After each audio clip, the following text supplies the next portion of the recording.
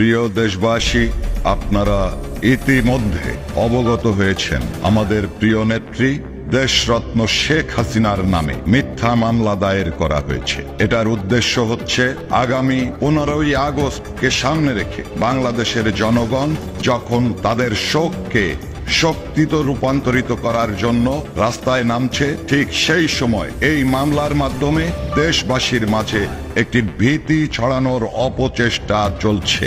আমরা পূর্বেও মামলা হামলার শিকার হয়েছি।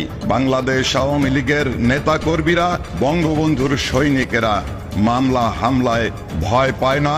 দেশরত্ন শেখ হাসিনা অবিলম্বে দেশে ফিরবেন। তাকে আটকে রাখার ক্ষমতা এই সরকারের হবে না। আমি দেশবাসীর উদ্দেশ্যে বলতে চাই, বাংলাদেশ আওয়ামী লীগের পক্ষে শেখ হাসিনার মুক্তির আন্দোলনকে দুর্বার গতিতে এগিয়ে নিয়ে যাবেন। আগামী 15ই আগস্টে বঙ্গবন্ধুর 32 নম্বর বাড়িতে আমাদের স্বাধীনতার স্মৃতি বিজড়িত আমাদের মুক্তিযুদ্ধ সহ সকল আন্দোলন সংগ্রামের আমাদের ঠিকানা 32 নম্বরে আপনারা শ্রদ্ধা নিবেদন করবেন। দেশরত্ন শেখ হাসিনার বিরুদ্ধে যে মিথ্যা মামলা করা হয়েছে তার প্রতিবাদে আপনারা তীব্র প্রতিবাদে রাস্তায় নামবেন।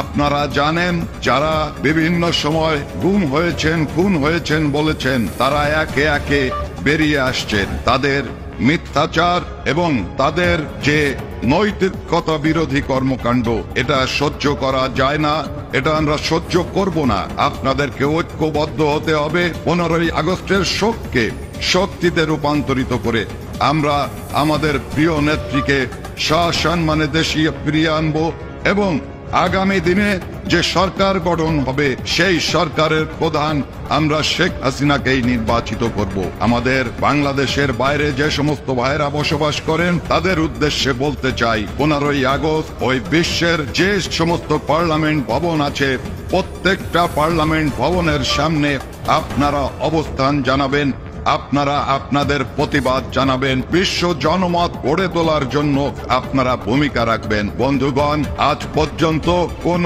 অপশক্তি ষড়যন্ত্র করে ক্ষমতাকে পাকাপোক্ত করতে পারে নাই, এই সরকারও পারবে না। আজকে যে অপপ্রচার চলছে, যে রাষ্ট্রযন্ত্র শেখ হাসিনাকে দায়ী করছে, বল প্রয়োগের মাধ্যমে দেশ থেকে বাধ্য করে শেখ হাসিনাকে মিথ্যা মামলা দিয়ে দেশে যাতে না ফিরতে পারে সেই ভয় দেখাচ্ছেন। আপনাদের ভয়ে শেখ হাসিনা ভীত নয়, আপনাদের ভয়ে মুজিব পাগল মানুষ ভীত নয়। আপনাদেরকে আমরা অহিংস আন্দোলনের মাধ্যমে মোকাবেলা করব।